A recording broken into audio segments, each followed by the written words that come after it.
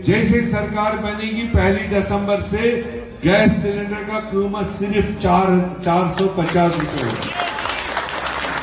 ये आम जनता, न उसमें हिंदू देखा जाएगा, न मुसलमान देखा जाएगा, न घुसपैठिए देखा जाएगा, तो न कोई और चीज देखा जाएगा। तो सुना आपने, न हिंदू देखा जाएगा और न ही मुसलमान और न ही घुसपैठिया। कांग्रेस सभी को 450 रुपए में सिलेंडर देगी, लेकिन 450 में सिलेंडर के दावे पर आए उससे पहले कांग्रेस के असली चरित्र को पहचान लीजिए।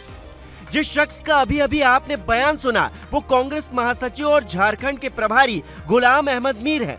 अब समझिए आइडियोलॉजी। जब देश में सीएए एनआरसी का जिक्र होता है तो सबसे ज्यादा दर्द किसके पेट में होता है? कौन नहीं चाहता कि देश से घुसपैठिए बाहर जाएं और देशवासियों का हक न मारा जाए? तो जवाब साफ है, वो कांग्रेस ही है जो अपने सियासी फायदे के लिए ऐसा सोचती है। कहा जाता है कि प्रत्यक्ष को प्रमाण की जरूरत नहीं होती, ऐसे में सबूत सामने है। देश के घुसपैठियों को 450 में सिलेंडर देने की तैयारी कांग्रेस कर चुकी है। अब जब कांग्रेस नेता खुलेआम मंच से बोल रहे हैं कि हम घुसपैठियों को हक देंगे, तो छुपाने के लिए कुछ बचता नहीं है। ये बयान ही अपने आप में कई गंभीर सवाल खड़े करता है। सवाल नंबर 1, क्या कांग्रेस ये मान रही है कि झारखंड में बड़ी तादाद में घुसपैठिए मौजूद हैं?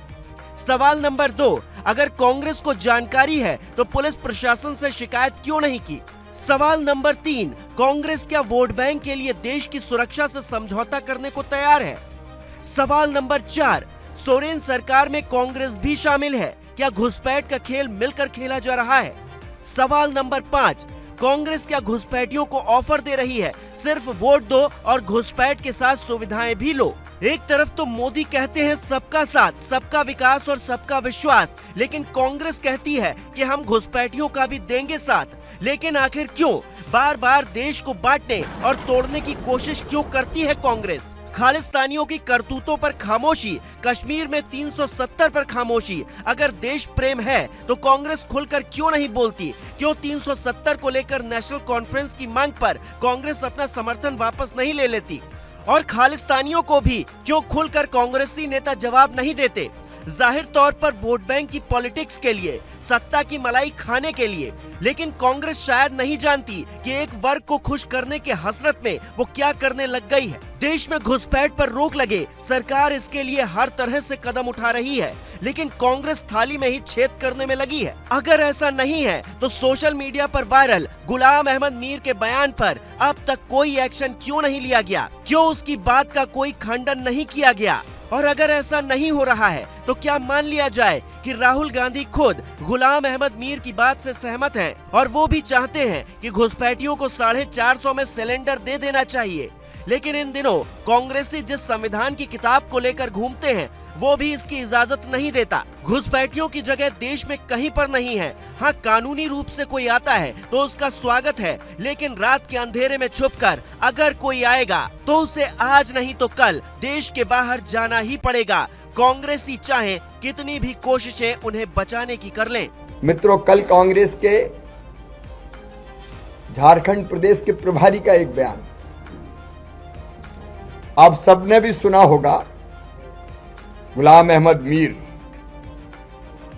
वो कह रहे हैं कि कांग्रेस की सरकार अगर बनी तो घुसपैठियों को 450 रुपए में गैस सिलेंडर देंगे। इस बयान का मतलब क्या है? इस बयान का एक मतलब है कि घुसपैठिए हैं।